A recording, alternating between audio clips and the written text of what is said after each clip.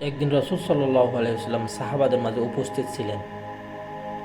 হঠাৎ এক বেদুইন অর্থাৎ গ্রাম্য লোক এসে খুবই রুক্ষভাবে বললেন, হে মুহাম্মদ, আমার উটের খাবার দাও। তোমার কাছে ধন সম্পদ যা রয়েছে তা তোমাকে আল্লাহ দান করেছেন, ওখান থেকে তার অংশটুকু দাও।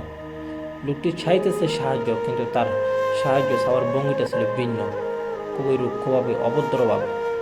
রাসূল সাল্লাল্লাহু আলাইহি ওয়াসাল্লামের সাথে এমন অভদ্র আচরণ দেখে সাহাবায়ে কেরামরা সবাই রেগে গেলেন এবং রাসূল সাল্লাল্লাহু আলাইহি ওয়াসাল্লামকে বললেন, ইয়া রাসূলুল্লাহ, এই লোকটাকে তার অভদ্র আচরণের জন্য শাস্তি দিন।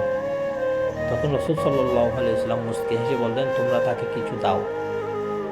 অতঃপর রাসূল সাল্লাল্লাহু আলাইহি ওয়াসাল্লাম নিজ হাতে তাকে কিছু খেজুর এবং পানি দিলেন। লোকটি এগুলো খেয়ে তৃপ্ত হয়ে দাঁড়িয়ে বললেন,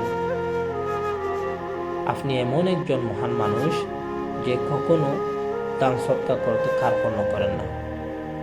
তখন রাসূল সাল্লাল্লাহু আলাইহি ওয়াসাল্লাম সাহাবাদের উদ্দেশ্যে বললেন, হে আমার সাহাবীরা, তোমরা যদি প্রথমে তাকে তিরস্কার করতা তখন সে ইসলামকে ঘৃণা করত, ইসলামের প্রতি তার ঘৃণা জমে যেত।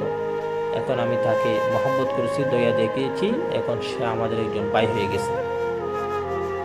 রাসূল সাল্লাল্লাহু আলাইহি ওয়াসাল্লাম এই হাদিস থেকে আমাদেরকে শিক্ষা দিয়েছেন, খারাপ ব্যবহারের জবাব কখনো খারাপ ব্যবহার দিয়ে নয়, বরং দয়া দিয়ে, সুন্দর কোমল আচরণ দিয়ে খারাপ ব্যবহারের জবাব দেওয়া উচিত। এটা হচ্ছে আমাদের ইসলামের শিক্ষা, ইসলামের সৌন্দর্য। একজন মানুষের কোমল সুন্দর আচরণ পুরো সমাজে ইসলামের সৌন্দর্যকে তুলে ধরে। সুতরাং আমরা সবাই চেষ্টা করব সবার সাথে সুন্দর কোমল আচরণের মাধ্যমে ইসলামকে তুলে ধরার জন্য, ইনশাআল্লাহ।